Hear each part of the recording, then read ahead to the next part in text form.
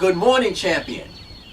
Welcome to day 2 of Conversation Architect. I'm so glad you came back for the second day. Yesterday, we focused on the conversation in our heads and how it impacts us, especially at the time of an event when we need to execute or when we get results. I showed you the worst of that conversation. Well, today, we start to change the conversation. But as always, I gotta start my day with a plan.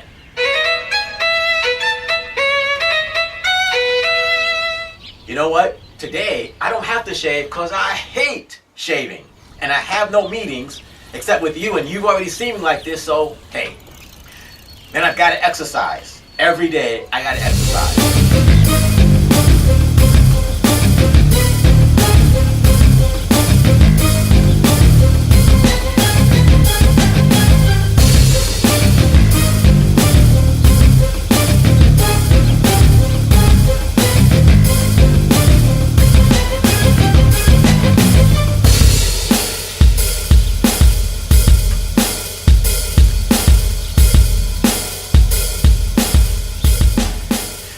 I'm gonna get going. I'll see you in a few minutes. We're gonna start lesson number 3, and I'm gonna help you to determine your enemy. The enemy that's gonna chase you and make you run for your desires and the things that you truly want.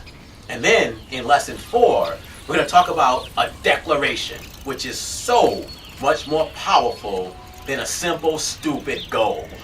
You're gonna find out what I mean by a declaration when we get to lesson 4. So that's our day today. I look forward to seeing you back at the end of the day and really helping you process what all you learned today. I'll see you then.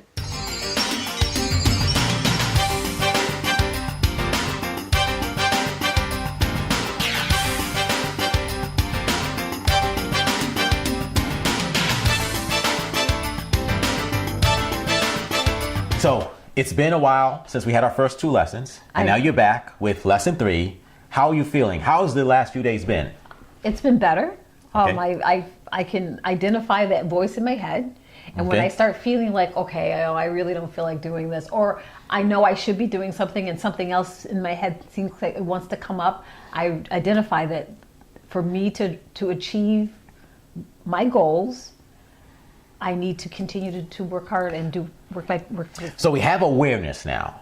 We now know what's going on. I hope you are more aware of what's going on. Now let's talk about being the architect and purposefully making some changes. Okay. All right, that's what we're going to do now. This is lesson 3. It's called the enemy. Everyone needs an enemy. Everyone needs a good enemy, a good villain. What's a movie without a villain? That's true. Well, in the war in your head, you need to create an enemy to be able to give your ideal self a better chance of winning the war. That's the first step of architecture. Tool number 1 is an enemy, and it's something or someone to push you.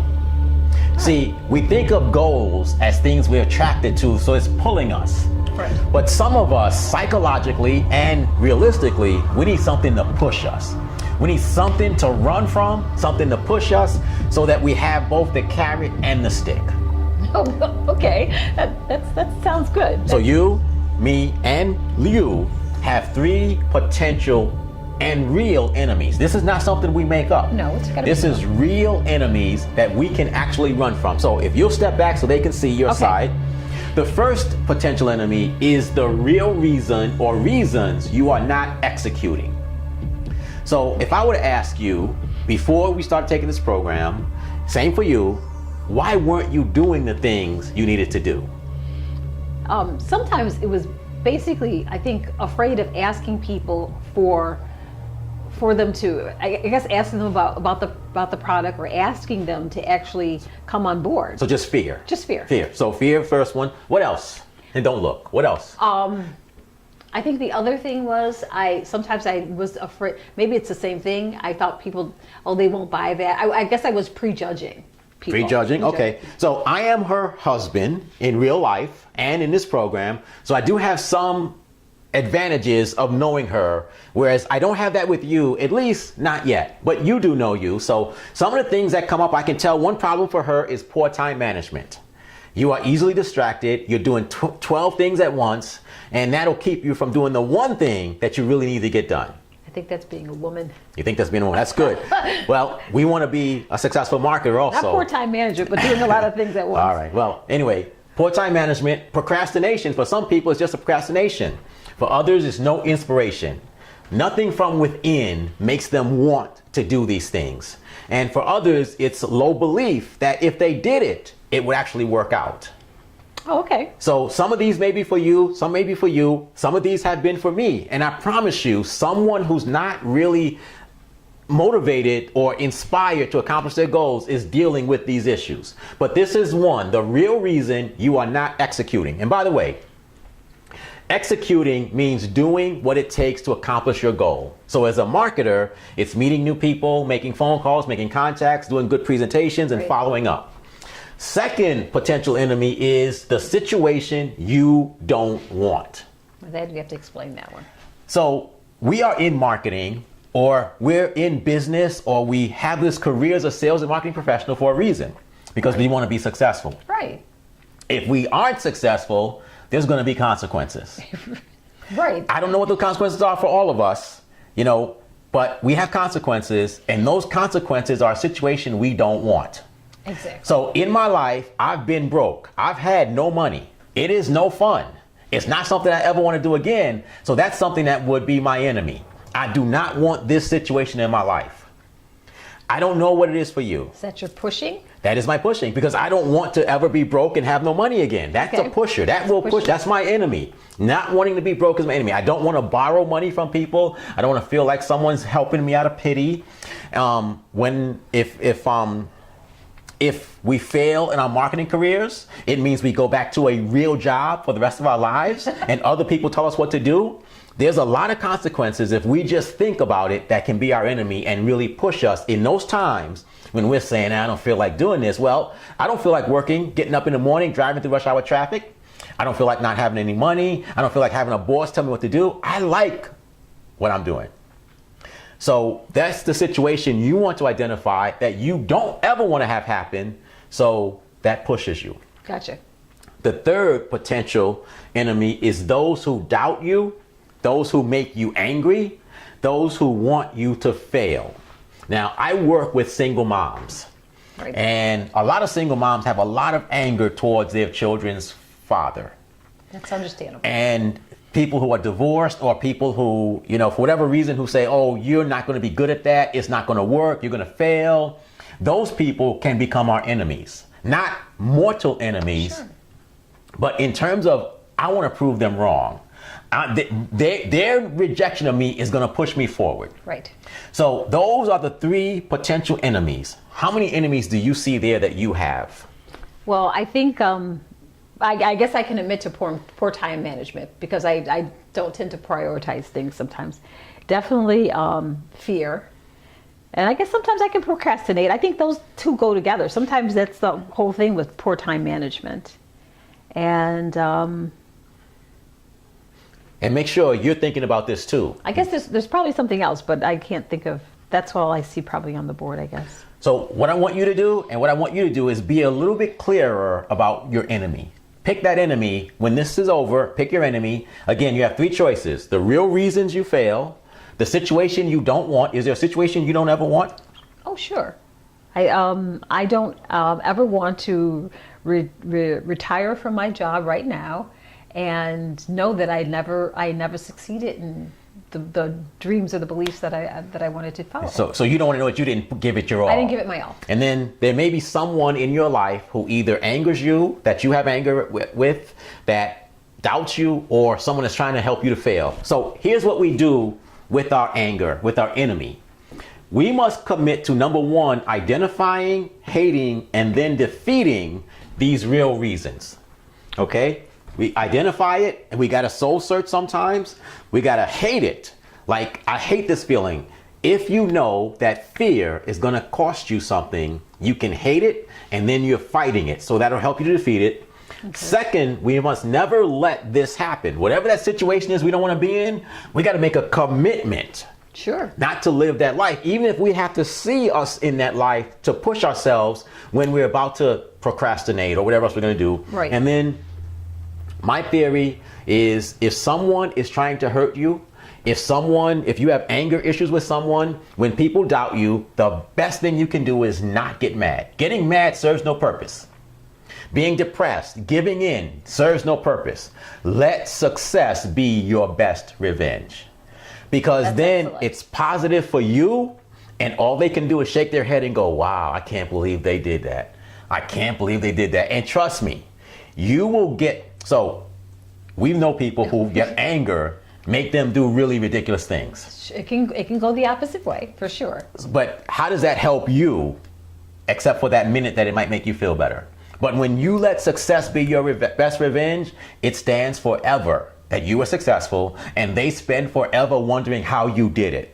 So ladies, gentlemen, whoever's out there, if there's someone in your life, be it an ex, be it your children's other parent, whatever it is, if you become a successful marketer and start making a lot of money, success becomes your weapon. It becomes your proclamation. You're showing them what you're capable of, and it really becomes your best revenge. So, to review lesson 3, you need to find an enemy that's going to push you. Right. And you have 3 potential enemies, and you have 3 things you must do once you identify your enemies. Let success be your best revenge. Commit to never, ever being in that situation you want to be in, and really identify, hate, and defeat the reasons you are not being successful. So notice we haven't spoken about your goals yet. No. So that's what we're going to do in lesson 4. So you make sure you come back, and will you be back? I'll be back. So be back for lesson 4, and we'll talk about something better than a goal.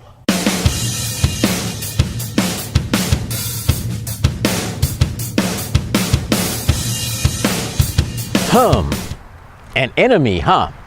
I bet you Mrs. Delaney will have trouble coming up with an enemy. That's just kind of the way she is.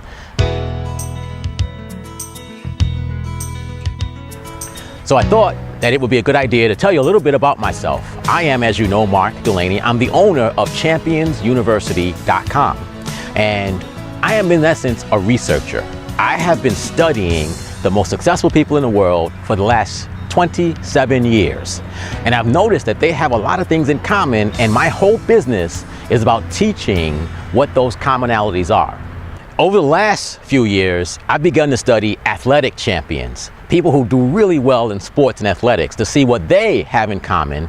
And what I found out is that they too have similar mindsets, similar beliefs, similar habits of behavior that causes them to be very good at what they do. So I thought it would be a great idea to help you become great at what you do to win your championships by teaching you the things that they do to be successful. Now, you may not think you actually have a championship, but you actually do. It's called a personal championship. And your success as a marketer, your success financially, your success with your health and fitness, those are your championships. Not to mention relationships and family. So I take what the athletes do to create success on the football field, baseball field, basketball court, and I help you create that kind of success in your life. This program is about changing conversations in your head, because without the right conversation in your head, you absolutely cannot create success.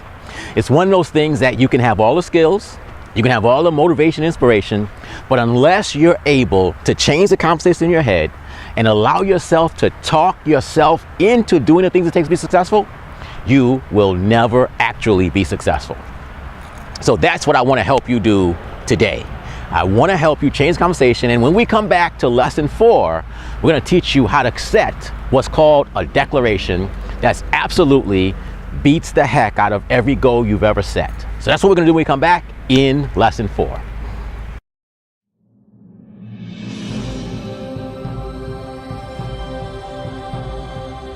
So here we are at lesson 4. I hope that you took the time to really work on who or what is your enemy, because you need this thing to push you. How'd you make out with your enemy? I'm still working on it. That was hard for me to. I guess I don't have that enemy part. You know, I'm working on. I'm working on it. I guess it's a hard. I don't feel I have too many enemies, but if you know what I mean. So it's interesting because I think that one of the problems that really, really nice people like my wife has is that it's hard to think of someone as being her enemy. But remember, it's not just a someone, it's Right, a it's a something. something. Your fear that you identified in the last lesson is an enemy. And as Okay. long as you have it, it will destroy you. It is the number one reason why any marketer isn't more successful. Okay. Because think about it. If you knew that talking to people would make you more money, wouldn't you talk to everybody who crossed your path? Which brings us to lesson 4. What do you want? So we haven't talked till this point in lesson 4. Now we're first talking about what exactly is it you want? What do you want? I would like to make a lot of money. A lot of money. A lot of money. A lot of money. Okay. So that's what would you call that? That's probably a general goal, I guess. A goal. Okay. So this lesson is called Your Declaration of. And it's loosely based on the Declaration of Independence, which goes back to the Revolution, where America said, this is what we stand for, independence. And I've done a lot of historical research into movements and revolutions to find a lot of things about them that I don't want to go into now, but trust me, a declaration will beat the heck out of a goal every time. So I want to talk to you. So we're going to talk about what you want, and there are different ways people express their desires or feelings they have behind those desires. We have dreams, we have a desire, we have wishes, wants, and needs.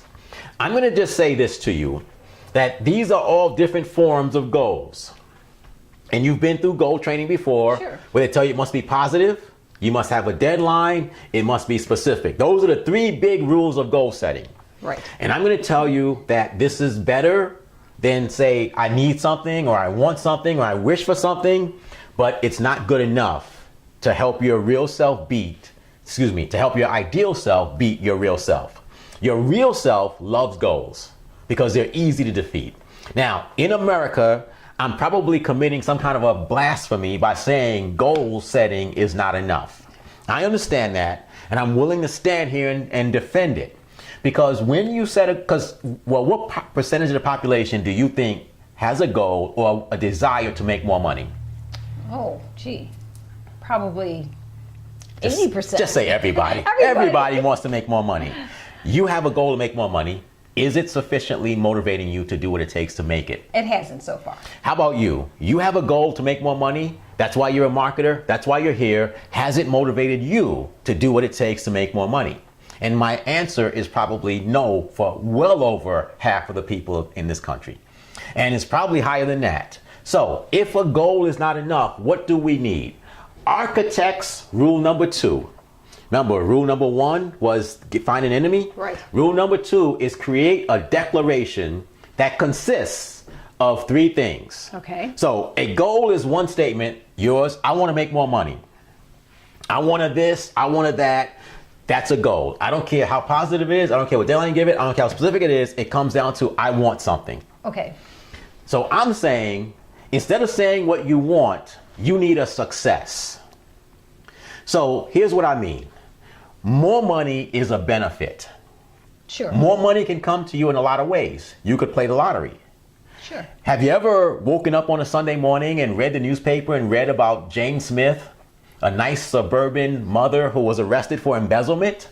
She wanted more money. She wanted more money. Now, this is a class for marketers. But if you are a parent, you got to get the difference between a success and a benefit. A benefit is something that you get that feels good. Be it money, be it sex, be it a car, be it a house. But a success is something that creates income that you can live with freely. Okay. So your business, your marketing is something you want to be successful in, and your success in that brings you money. Right. When you focus on the money, you're focused on the wrong thing. You have to focus on the success, not the money. And I'm telling you this as a parent because your kids are somewhere in your house right now dreaming of nice cars. And if they're boys and teenagers, they're dreaming of women. And if they are any kind of teenager, they're dreaming of money. And you need to change their focus from those things to a success that will get them those things. Okay. Because if they're just thinking about the money, there's drug dealers, there's all kinds of unscrupulous people who will give them ways to get the money if you don't give them a better way. And that's how our kids get turned the wrong way.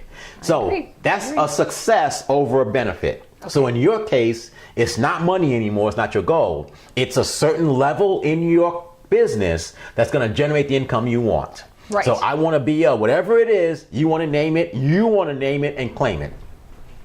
Secondly, why do you want the success?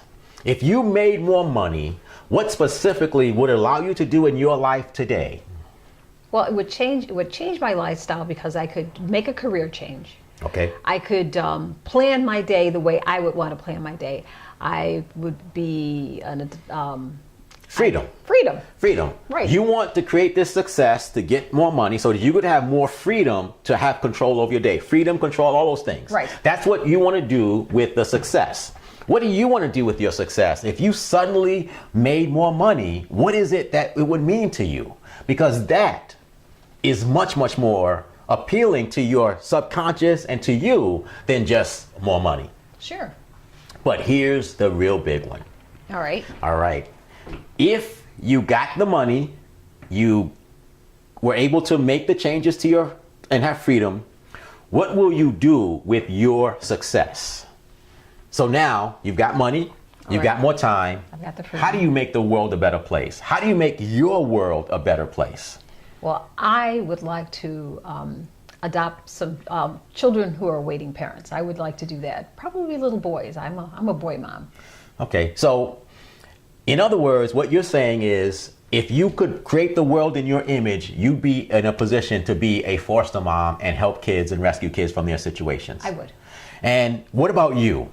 Seriously, if you were to stop and get the money you want to make, accomplish your goals, have time or whatever it is, what would you do with that to make your world, your children's world, or the world a better place? Cheryl has just told us she'd like to help kids. What do you want to do? So can I tell you what mine is? Yeah, what is yours? Yeah, let's So share. your mother loves you. She's a good person. But when your father died, he left her in a financial pickle. Right. And she is kind of dependent on her children in a lot of ways for sustenance.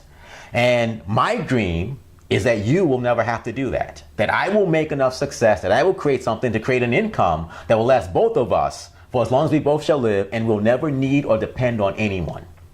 So that's what I do with my success. Okay. And of course, my is money also. You know, I want to succeed in my business, and I already have the time freedom, but it'll give me financial freedom to know that I'll be able to take care of you. So everybody has got to have something bigger than money. Sure. That they want that's going to change the world. So your declaration is a statement that says, I will, whatever that success is. So remember I talked about a certain level or certain that generates income? Right. Whatever that level is, that's your first part of your declaration. I will get to this level of success. When I get to this level of success, I will create the freedom to do what I want to do. And ultimately, I will, in your case, become a foster mom. In my case, create financial security for my wife. What is it in your case? Let me ask you this question. And this question is for you also. Which one is going to make you make more phone calls, do better job at marketing, close harder, work to get to more people, more money, or knowing that you are ultimately working towards being a foster mom and helping kids? Working toward being a foster mom. What about you? If you get what I'm saying here with a declaration and you understand the process it's taking you to, it isn't about money. It's about what the money will allow you to do. And if you focus on just money, you're no different than everybody else out there trying to get a few more dollars. You're just like the person on the lottery line, just like the person who's hoping somebody dies so they get money in a will. But if you understand how money or whatever other goals you have, whatever physical things you want, contribute to your ability to shape the world in your image, to shape your children's future, to shape your future, now you've got something that will inspire you and get you up, get you out there, and give your ideal self ammunition to beat the crap out of your real self. And ultimately, that's what we need to do. That's what you need. That's what we need to do. So yes. In lesson 5 through 9, I'm going to give you more ammunition to make sure that there's just no way in heck your real self will ever beat your ideal self when it really counts.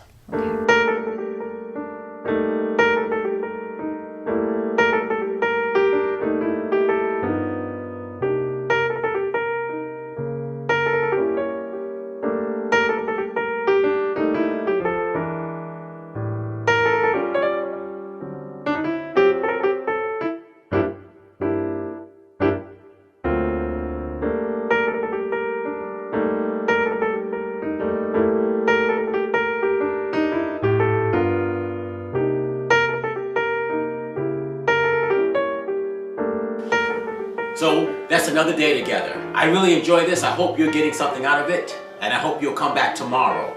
Today, we learned the importance of an enemy. We also learned the significance of a declaration and just how much more significant it is, forgive me. Remember on my to-do list, I said today is football night. Well, it's Thursday night and the game is on. They're in commercial now, so you got my whole attention, okay? But it's important to understand the importance of an enemy and the importance of a declaration in terms of changing the conversation in your head for real. The other thing is tomorrow, I want you to come back because tomorrow we're going to do two things. We're going to architect boldness and literally take our fear and stop focusing on it and focus on why we need to be bold and empowered to move forward. And the other thing that we're going to talk about is what I call understanding the most important moments of your life and how to perform and how to behave in those moments. So that's what we're going to do tomorrow. So my only request of you today is that you come back and watch tomorrow. Yes, I'm a fan of these two teams. They're having terrible years, but I'm a real fan. So no matter what, they're my teams. Got my snacks. Got the TV already on. I will see you tomorrow morning. We'll spend another day together and we'll learn some more about how to change the conversation to make it something that absolutely empowers us, emboldens us, and makes us champions.